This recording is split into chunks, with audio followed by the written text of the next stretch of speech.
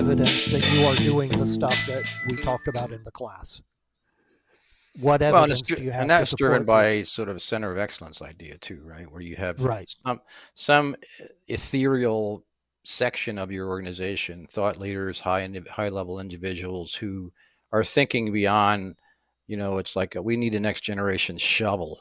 So what are we going to think about in terms of building this shovel that actually going to help us dig the hole faster, right? And just look down the road at what things are we doing, and even surface ideas. And maybe that's the point to make, is you surface ideas in a calendar year or some period of time that says leveraging off of things like the sprint retrospectives and things like that. What did we do that we liked? What we didn't like? And what are we going to change differently moving forward at an organizational level, right? And maybe that surfaces things that says, this is just not working the way we're doing these requirements practices. We needed to look at some other way of doing it, just to pick on one, right? But that's the idea, I think, is having some kind of COE presence for slightly larger organizations.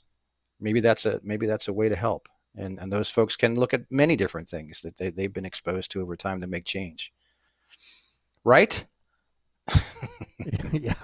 Who knows? Well, I mean, it kind of boils down to incentive structures.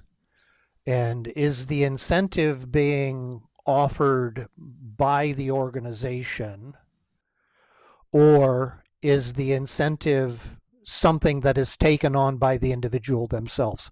Look, I'm tired of the overtime. I'm tired of. I'm just going to fix it for myself.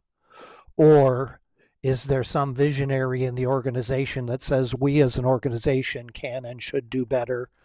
And then that champions the change on a wider basis. So for a long, long time, one of the sayings that I've always used was that which gets measured and which gets rewarded is that which gets done.